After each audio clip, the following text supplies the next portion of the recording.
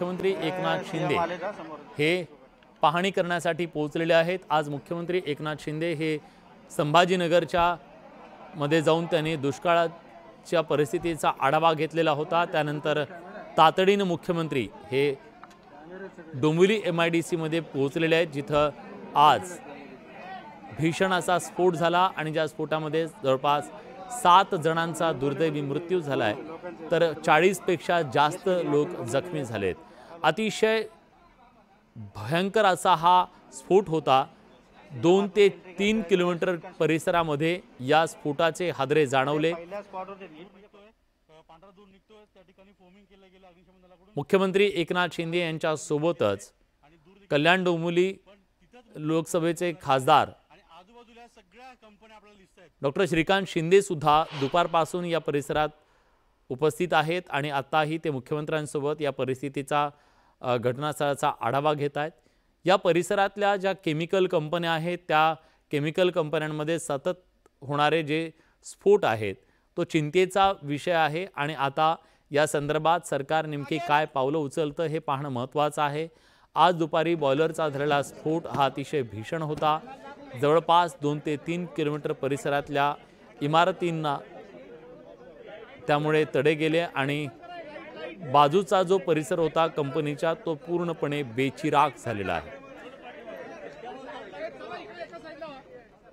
एखाद्या युद्धजन्य परिस्थितीमध्ये एखादं शहर बेचिराख व्हावं तसा हा सगळा परिसर, या कंपनीचा आजूबाजूचा परिसर बेचिराख झालेला आहे। स्फोट किती भीषण असावा, त्याची तीव्रता किती होती याचा अंदाज आपल्याला आला असेल की 2 ते 3 किलोमीटर परिसरातल्या सगळ्या घरांच्या काचा या निखळलेल्या तावदानं कोसळून पडलेली आहेत। घरातल्या वस्तूंचं नुकसान झालेलं आहे, इमारतींना तडे गेलेले आहेत, छोटी छोटी घरं कोसळलेली आहेत आणि प्रचंड मोठं आर्थिक नुकसान या स्फोटाच्या नंतर झालेलं आहे। ही केमिकल कंपनी होती, या केमिकल कंपनीमध्ये बॉयलर होता आणि त्या बॉयलरचा स्फोट झाल्यामुळे लोखंडाचे तुकडे हे काही किलोमीटरपर्यंत जाऊन उडाले। त्यानंतर भीषण आग लागली। या कंपनीबरोबरच शेजारच्या कंपन्यांना सुद्धा आग लागली आणि एक प्रकारचं तांडव या स्फोटानंतर या परिसरात पाहायला मिळालं। ज्या कंपनीमध्ये हा स्फोट झाला त्या कंपनीच्या आजूबाजूचा परिसर तर पूर्णपणे बेचिराख झाल्याचं चित्र आज पाहायला मिळालं। याच परिस्थितीचा आढावा घेण्यासाठी तातडीनं राज्याचे मुख्यमंत्री एकनाथ शिंदे हे डोंबिवलीमध्ये पोहोचलेले आहेत। जखमींना आणि मृतांना नेमकी काय घोषणा केली जाते, त्यांना कशा प्रकारे मदतीचा हात दिला जातो हे पाहणं महत्त्वाचं आहे। पण त्याचबरोबर डोंबिवलीत सातत्यानं फेज 1 आणि फेज 2 मधल्या या केमिकल कंपन्यांमध्ये होणारे स्फोट आणि स्फोटांची मालिका थांबणार कधी हा सवाल आहे। गणेश गायकवाड आपले प्रतिनिधी आपल्यासोबत आहेत। गणेश, मुख्यमंत्री आढावा घेत आहेत, काय माहिती देण्यात आली मुख्यमंत्र्यांना? विलास, आता मुख्यमंत्री सध्या ज्या ठिकाणी हा स्फोट झाला त्या कंपनीच्या ठिकाणी पोहोचलेले आहेत। मोठा पोलीस बंदोबस्त आहे, त्याचबरोबर महापालिका प्रशासनाचे अधिकारी आहेत, त्यांच्याकडनं मुख्यमंत्री जे आहेत ती सगळी माहिती घेत आहेत। त्याचबरोबर अग्निशमन दलाचे अधिकारी आहेत ज्यांनी ही आग विझवण्यासाठी खूप मोठे कष्ट घेतले होते आणि त्यांच्याकडनं सध्या मुख्यमंत्री माहिती घेत आहेत। जवळजवळ अबुदान कंपनीमध्ये हा केमिकलचा स्फोट झाल्यानंतर आजूबाजूच्या 4 केमिकल कंपन्या आणि एक होंडाईचा शोरूम यामध्ये जळून खाक झालेला आहे। मोठी भीषणता यामध्ये होती। जवळजवळ 40 पेक्षा जास्त जण यामध्ये जखमी झालेले आहेत, तर मृतांचा आकडा देखील वाढण्याची शक्यता आहे। सध्या अंधार या ठिकाणी आहे आणि त्याच्यामुळे रेस्क्यू ऑपरेशन जे आहे उद्या सकाळी सुरू होईल अशी माहिती मिळते। मात्र या सगळ्या परिस्थितीचा आढावा मुख्यमंत्र्यांकडून घेतला जातोय। घटना झाल्यानंतर तात्काळ मुख्यमंत्री या ठिकाणी आले होते। त्याचबरोबर मुख्यमंत्र्यांच्या आधी या ठिकाणचे खासदार श्रीकांत शिंदे यांनी देखील तात्काळ या ठिकाणी घटनास्थळी भेट दिली होती आणि त्यानंतर मुख्यमंत्री या ठिकाणी आलेले आहेत। सगळ्या परिस्थितीचा आढावा मुख्यमंत्र्यांकडून घेतला जातोय। मदतीच्या संदर्भात काही घोषणा करण्यात आलेली आहे का? कारण परिसरातल्या लोकांचं मोठं आर्थिक नुकसान झालंय, अनेक लोक जखमी झाले। विलास, हा जेव्हा स्फोट झाला तेव्हा जवळजवळ 1 ते 1.5 किलोमीटरच्या परिसरामध्ये विशेषतः सोनारपाडा जे गाव आहे त्या गावाला मोठा हादरा बसला आणि त्याचबरोबर आजूबाजूचा जो परिसर आहे तिथल्या इमारतींना, तिथल्या घरांना त्याचं मोठं नुकसान झालेलं आहे। जीवितहानी देखील या कंपनीच्या स्फोटामध्ये झालेली आहे। मात्र नागरिकांचं, रहिवाशांचं जे नुकसान झालेलं आहे ते सातत्याने या MIDC मध्ये, कंपन्यांमध्ये ज्या आगी लागतात, त्यामध्ये स्फोट होतात, त्या घरांचं नुकसान होतं। मात्र प्रशासनाकडनं कोणतीही मदत दिली जात नाही। मात्र यावेळेस जे मोठं नुकसान झालंय त्याची मदत आम्हाला मिळावी अशा प्रकारची मागणी इथल्या स्थानिकांची आहे। मात्र मुख्यमंत्री या ठिकाणी परिस्थितीचा आढावा घेतल्यानंतर या सगळ्या गोष्टींकडे लक्ष देणार आहेत, स्थानिकांशी बोलणार आहेत आणि त्यानंतर साहजिकच ते मदतीची घोषणा करतील। विलास, आता कूलिंग ऑपरेशन पूर्ण झालेलं आहे का? आग पूर्णपणे विझलेली आहे का? विलास, आग पूर्णपणे विझवण्यामध्ये अग्निशमन दलाला यश आलेलं आहे। मात्र कूलिंग ऑपरेशन जे आहे ते रात्रभर सुरू राहणार आहे आणि त्यानंतरच या ठिकाणी जी काही जीवितहानी झाली आहे त्याचा आकडा समोर येणार आहे। कारण सध्या जवळजवळ 5 ते 6 तास आग विझवण्यासाठी लागलेले आहेत आणि त्याच्यामुळे मोठमोठे रिएक्टर याच्यामध्ये होते। त्याच्यामुळे आग लागल्यानंतर अजूनही ती गरम असण्याची शक्यता आहे आणि त्याच्यामुळे कूलिंग ऑपरेशन जे आहे पूर्ण रात्रभर चालणार आहे। दुसऱ्या दिवशी उद्या या ठिकाणी मृतांचा आकडा किती आहे हे समजू शकेल, कारण मदत कार्य या ठिकाणी सुरू होईल। NDRF असतील किंवा अग्निशमन दल असतील त्यांच्या मदतीने हे मदत कार्य सुरू होईल आणि त्यानंतर मृतांचा आकडा नेमका काय आहे ते कळेल। जखमींचा आकडा जो आहे तो 40पेक्षा जास्त असल्याची माहिती कळते।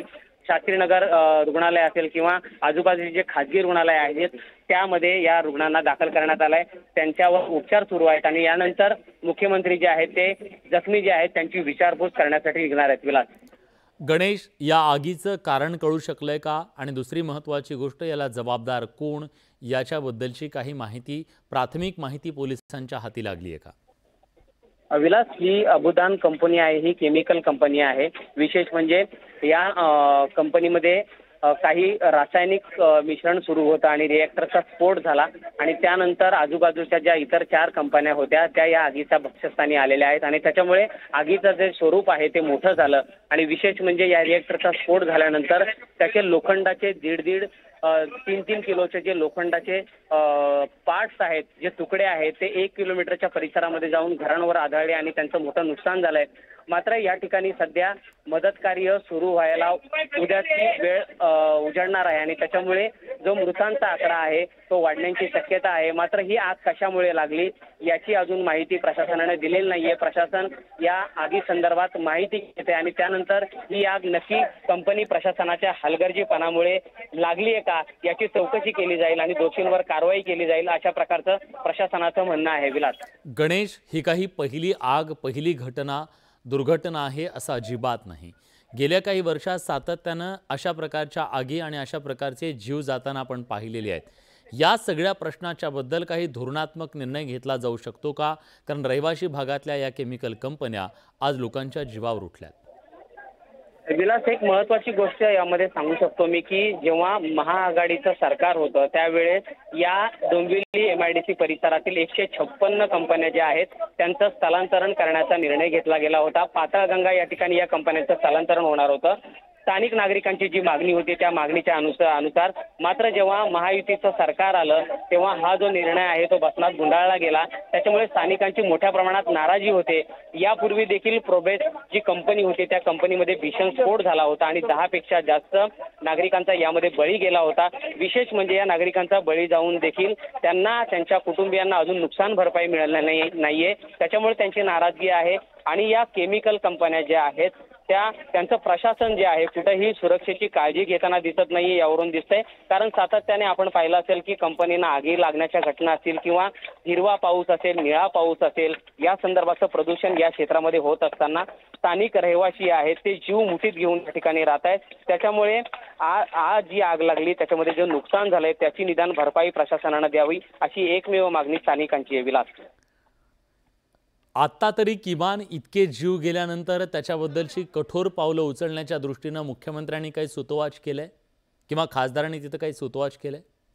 मुख्यमंत्री काही वेळातच या ठिकाणी प्रतिक्रिया देत आहेत माध्यमांना। मात्र सगळ्या परिस्थितीचा आढावा त्यांनी आता सध्या घेतलेला आहे। ज्या ठिकाणी कंपनीला आग लागली होती, स्फोट झाला होता, त्या ठिकाणी स्वतः मुख्यमंत्र्यांनी जाऊन संबंधित ठिकाणची पाहणी केली आणि काही वेळातच अधिकाऱ्यांशी आता सध्या ते बोलतायत आणि अधिकाऱ्यांशी बोलल्यानंतर निश्चितच जे नुकसान झालंय ज्या ज्या लोकांचं किंवा मृत जे याच्यामध्ये झालेले आहेत त्याच्या कुटुंबियांना किंवा घरांचं नुकसान झालेल्या गावकऱ्यांना निश्चितच प्रशासनाकडनं मदत दिली जाईल अशा प्रकारचं आश्वासन काही वेळातच मुख्यमंत्री देण्याची शक्यता आहे. विलास. गणेश, तुम्ही या परिसरामध्ये दुपारपासून रिपोर्टिंग करताय. जी केमिकल कंपनी आहे इथं स्वाभाविकपणे मोठा केमिकलचा साठा असू शकतो. तिथल्या आगी लागण्याची शक्यता ही इतर कंपन्यांच्या तुलनेत सर्वाधिक असते. अशा वेळी अग्निरोधक यंत्रणा जी तिथं असायला हवी होती ती होती का? त्याबद्दल तुम्हाला काय दिसलं किंवा अग्निशमन दलाच्या अधिकाऱ्याने त्याबद्दल काही माहिती दिली का? विलास, सातत्याने या डोंबिवलीच्या MIDC परिसरामध्ये फक्त कंपनी प्रशासनाच्या हलगर्जीपणामुळे जो आहे तो अनेक जीव जाताना आपल्याला दिसत आहेत, अनेक दुर्घटना होताना दिसत आहेत. मात्र कंपनी प्रशासन यामधून कोणताही बोध घेताना आपल्याला दिसत नाहीये. या कंपनी प्रशासनावर ज्यांचा वचक राहायला हवा त्यांच्याकडनं या ठिकाणी कोणत्याही प्रकारची सुरक्षेची काळजी हे कंपनी प्रशासन घेत आहे का किंवा अग्निरोधक या ठिकाणी आहेत का या संदर्भाची कोणतीही पाहणी केली जात नसेल असं यावरून दिसतंय. कारण एवढा मोठा जर स्फोट होत असेल तर साहजिकच या कंपनी प्रशासनानं कोणत्याही प्रकारची सुरक्षेची काळजी घेतलेली नाही यावरून दिसतंय. मात्र आता ही एवढी मोठी दुर्घटना झाल्यानंतर याला जबाबदार असणाऱ्या कंपनी प्रशासनावर किंवा इतरांवर राज्य शासन काय कारवाई करते तेच पाहावं लागेल. कारण जर या कारवाईमध्ये कुठेतरी मागे पुढे पाहिलं गेलं तर साहजिकच आहे डोंबिवली परिसरामधल्या या ज्या दुर्घटना आहेत त्या आजच नाही तर सातत्याने अजून भविष्यात देखील घडण्याची शक्यता आहे आणि अनेक लोकांचा जीव जाण्याची शक्यता आहे. विलास. गणेश, आता ही दुर्घटना झाली आहे, त्याच्यात 7 जणांचा आतापर्यंत मृत्यू झालाय. याची जबाबदारी निश्चित केली जाऊ शकते चौकशीच्या नंतर आणि खरोखरच ज्यांचे जीव गेले त्यांना न्याय मिळू शकेल या दृष्टीनं काय होणं गरजेचं वाटतं? विलास, आपण जर पाहिलं तर कंपनी परिसरामध्ये दुपारपासून आहे अनेक ज्या मृतदेह आहेत ते छिन्न विछिन्न अवस्थेत आहेत. मुळात हा जो स्फोट होता तो इतका भीषण होता की 1.5 ते 2 किलोमीटरच्या परिसरामध्ये हादरे बसले घरांना. अनेक दुकानांचं त्यामध्ये नुकसान झालेलं आहे. अनेक मृतदेह या ठिकाणी असण्याची शक्यता आहे. कारण कंपनी जेव्हा सुरू होती त्या ठिकाणी त्यावेळेस हा बॉयलरचा स्फोट झाला आणि कंपनी ही सुरू असताना शेकडो कामगार या कंपनीमध्ये काम करत होते. त्याच्यामुळे मृतांचा आकडा वाढण्याची शक्यता आहे. मात्र साहजिकच आहे जे स्थानिक रहिवासी आहेत त्यांचं म्हणणं आहे की प्रत्येक वेळेस दुर्घटना होते, प्रशासनाचे अधिकारी येऊन पाहणी करून जातात. मात्र या दुर्घटना रोखण्यासाठी प्रशासन कोणत्याही प्रकारचं पाऊल उचलत नाही. त्याच्यामुळे स्थानिकांची प्रचंड नाराजी या संदर्भात आहे. मात्र आता एवढा मोठा स्फोट झाल्यानंतर प्रशासन खरंच या संदर्भात जर त्यांना गांभीर्य असेल तर या संदर्भात एक मोठा निर्णय प्रशासन घेण्याची शक्यता आहे. मुख्यमंत्री आहेत, काही वेळातच ते प्रसार माध्यमांना या संदर्भाची माहिती देतील आणि त्यानंतर या सगळ्या गोष्टीचा छडा लागेल. विलास. या संदर्भात काही कारवाई आतापर्यंत करण्यात आली आहे कुणावर? विलास, अजून तरी या संदर्भात कोणतीही कारवाई करण्यात आलेली नाहीये. कारण सुरुवातीला प्राथमिक माहिती जी मिळाली होती फक्त रिएक्टरचा स्फोट झाला आणि त्याच्यामुळे ही भीषण आग लागली अशी माहिती मिळते. मात्र या सगळ्या संदर्भात एक मोठी समिती गठीत केली जाईल. त्याच्या माध्यमातून चौकशी केली जाईल, तपासणी केली जाईल आणि जबाबदारी निश्चित केली जाईल की या स्फोटाला नेमकं जबाबदार कोण आहे. स्थानिक प्रशासन आहे, कंपनी प्रशासन आहे का? आणि त्यानंतर कारवाई संदर्भात विशेषतः मुख्यमंत्री या संदर्भात लक्ष देऊन या कारवाई संदर्भात पुढाकार घेतील. विलास. नक्कीच. एक होर्डिंग कोसळतं, त्यात अनेक जणांचा जीव जातो, निष्पाप बळी जातात. स्फोट होतो, स्फोटात पुन्हा 7 पेक्षा जास्त लोक गेले की काय असा सवाल निर्माण होतो. अनेक जण जखमी होतात. रस्त्यावरून चालणाऱ्या माणसांना कुणीतरी बड्या बापजाद्याचा पोरगा येतो, उडवून जातो. लोकांना जीव गमवावे लागतात. अशा ज्या वेगवेगळ्या दुर्घटना घडत आहेत या दुर्घटनांच्या नंतर खरोखरच इथल्या सामान्य माणसाच्या जीवाची किंमत आहे की नाही हा सवाल निर्माण होतोय आणि त्याचमुळे आता तरी किमान दोषींवर कठोर कारवाई करावी अशी मागणी जोर धरतीये.